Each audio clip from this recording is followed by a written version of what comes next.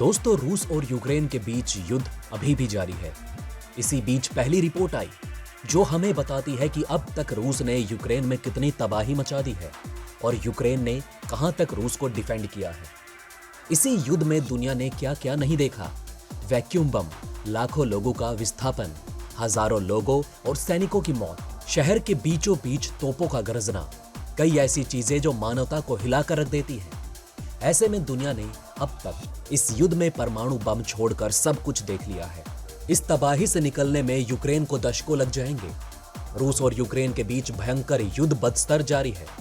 अब तक 17 लाख लोग यूक्रेन से भाग चुके हैं। संयुक्त राष्ट्र के रिफ्यूजी एजेंसी ने यह जानकारी दी है। उन्होंने कहा कि भागने वालों में ज्यादातर महिलाएं और बच्चे हैं। रूस और यूक्रेन की जंग का आज 15वां दिन है। रूस के हमले में यूक्रेन को अब तक भयंकर तबाही झेलनी पड़ी। इंफ्रास्ट्रक्चर के लिहाज से देखें तो $10 बिलियन की संपत्ति को नुकसान पहुंचा है। यूक्रेन के इंफ्रास्ट्रक्चर मिनिस्टर ने यह जानकारी दी है। मंत्री अलेक्जेंडर कुर्बाकोव का मानना है कि अधिकतर संस्थानों का 1 साल में पुनर्गठन कर लिया जाएगा, लेकिन बड़े कॉम्प्लेक्स में 2 साल लग सकते हैं। यूक्रेन का दावा, 11,000 रूसी सैनिक मारे गए। जी हां दोस्तों, यूक्रेन ने दावा किया है कि अब तक यूक्रेनी सेना ने 11,000 से ज्यादा रूसी सैनिकों को मार गिराया है। वहीं पश्चिम में प्रमुख काला सागर के किनारे स्थित शहर ओडेसा के पास और यूक्रेन के दक्षिणी शहर माइकोलाइव के किनारे भीषण लड़ाई चल रही है। समाचार एजेंसी AFP ने बताया कि बंदरगाह शहर मिरियापोल में शनिवार को संघर्ष विराम के बाद फिर से गोलीबारी शुरू हो गई। क्रेमलिन के हमले के तहत यूक्रेन के प्रमुख शहरों में फंसे नागरिकों को मानवीय गलियारों की अनुमति देने की दुनिया भर में अपील की गई है। रूस का दावा, मचाई तबाही। जी हां दोस्तों, युद्ध के 13वें दिन रूस ने दावा किया कि उसने अभी तक लड़ाई में यूक्रेन के कई प्रमुख शहरों पर कब्जा जमा लिया है और रूसी सैनिक लगातार बढ़त हासिल कर रहे हैं। रूस ने दावा किया है कि उसने यूक्रेन की सुरक्षा में तैनात S-300 मिसाइल डिफेंस सिस्टम को तबाह कर दिया है। इसके साथ ही रूस ने यह भी कहा कि रूसी सैनिकों के विशेष अभियान के दौरान 2,203 यूक्रेनी सैन्य ठिकानों को उड़ा दिया गया। इसके अलावा भी रूस की तरफ से 2 न्यूक्लियर प्लांट पर कब्जा करने की बात कही गई। इसके साथ ही रूस ने दावा किया कि अभी तक की लड़ाई में उसने यूक्रेन के 274 फील्ड आर्टिलरी और मोटार सैन्य वाहनों की 532 इकाइयां, 59 मानव रहित ड्रोन को ध्वस्त किया है। इसके साथ ही रूस ने यह भी कहा कि उसने अभी तक जमीन पर 69 यूक्रेनी विमानों और हवा में 21 विमानों को ध्वस्त कर दिया है। मॉस्को के इनकार के बावजूद यूक्रेन का दावा है कि रूसी सैनिकों द्वारा नागरिकों को निशाना बनाया जा रहा है और बड़े शहरों में हजारों लोग जोखिम में हैं।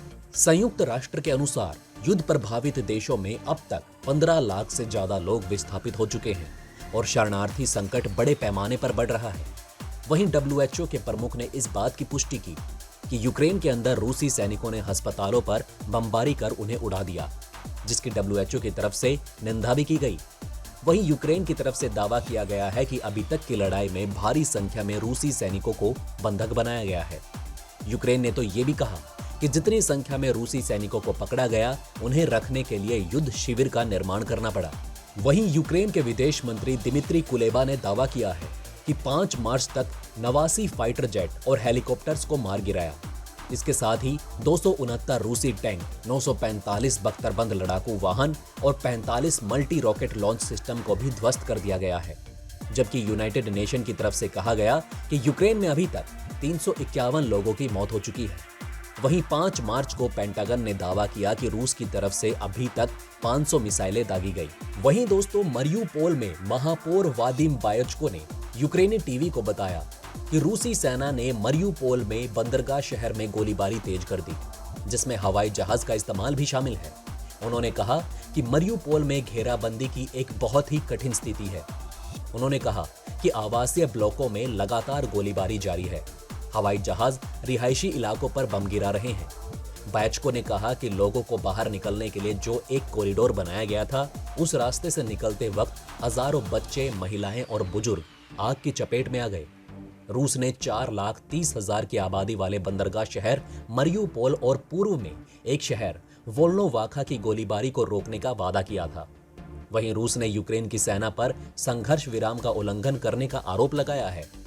यूक्रेन के राष्ट्रपति वोलोदिमीर जेलेंस्की का कहना है कि रूसी राष्ट्रपति व्लादिमीर पुतिन मानवता को नष्ट करना चाहते हैं।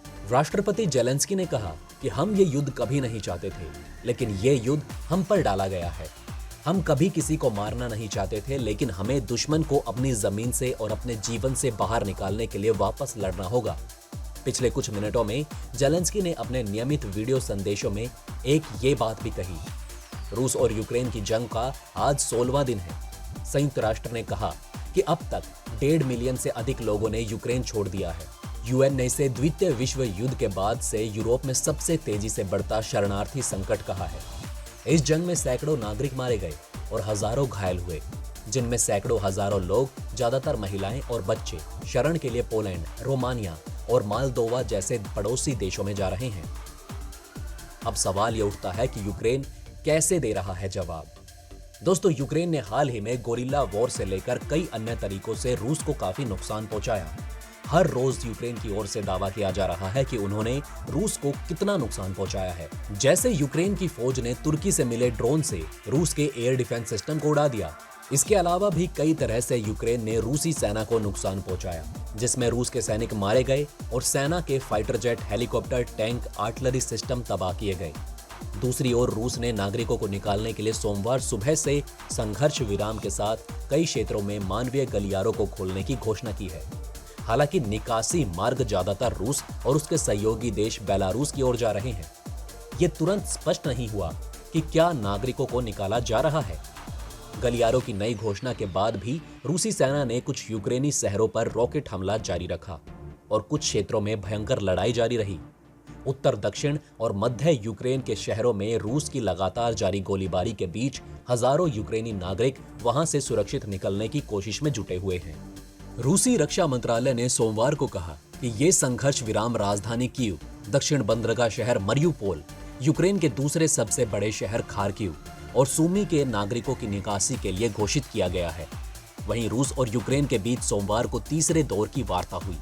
वार्ता संपन्न होने के बाद यूक्रेन के राष्ट्रपति वोलोदिमीर जेलेंस्की ने एक सलाहकार से कहा कि सुरक्षित गलियारा बनाने के संबंध में मामूली प्रगति हुई है। यूक्रेन में रूसी सेना लगातार तबाही मचाती हुई आगे बढ़ रही है, तो दूसरी तरफ यूक्रेनी सैनिक भी जबरदस्त पलटवार कर रहे हैं। लेकिन युद्ध में किसे कितना नुकसान हुआ, रूस के कितने सैनिक मारे गए और यूक्रेन में कितनी तबाही मची, इसको लेकर अभी तक सही रिपोर्ट नहीं है।